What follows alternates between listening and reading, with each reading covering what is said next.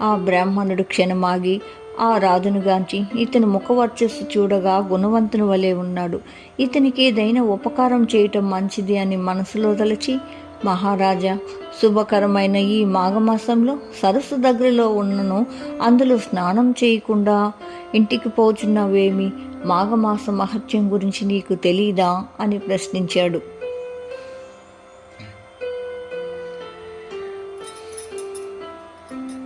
ఆ బ్రాహ్మణుని మాటలకు దిలీపుడు ఆశ్చర్యపడి ఆ వృద్ధ బ్రాహ్మణు చూచి, విప్రోత్తమ, అతడు ప్రశ్నించారేమిటి అని ఆశ్చర్యంతో పలికెను.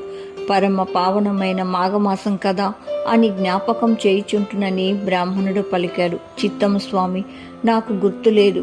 రాజప్రసాదమునున్న పురోహితులు చెప్పియుందురు. నేను మురుగయ వినోదినై వచ్చి అడవిలో కొద్ది దినములు ఉండడం వల్ల నాకు ఆ విషయము జ్ఞప్తికి రాలేదు. కావున మాఘమాసం మహత్యం ఎరిగింపవలసిందిగా ప్రార్థించుచున్నానని దిలీపుడు వేడుకొనెను.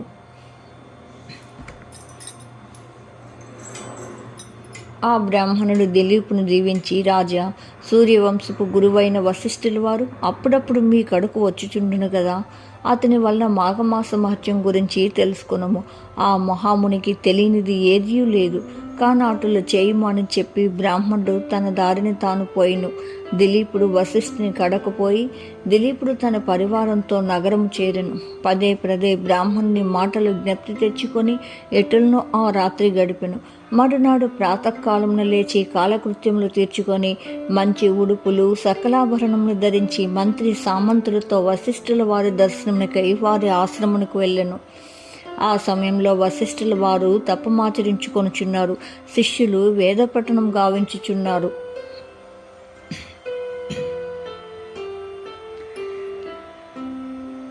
దిలీపుడు ఆ దృశ్యమును చూచి వారి తపోభంగం కలగనీరాదని కొంత తడువు వేచి ఉండెను.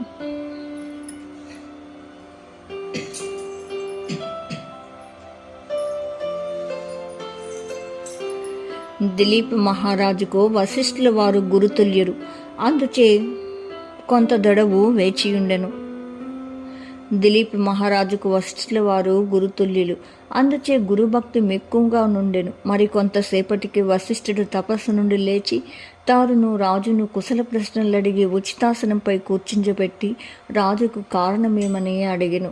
దిలీపుడు వశిష్ఠునితో, ఋషిరత్తమా, తమ వలన నేను అనేక రాజధర్మములు పురాణ ఇతిహాసములు విని సంతుష్టుడైతిని. కానీ మాఘమాస మహత్యములు గాని దాని ధర్మములు గాని తెలియనందున ఆ విషయం తమ నుండి తెలుసుకొనగోరి తమ వద్దకు వచ్చి తిని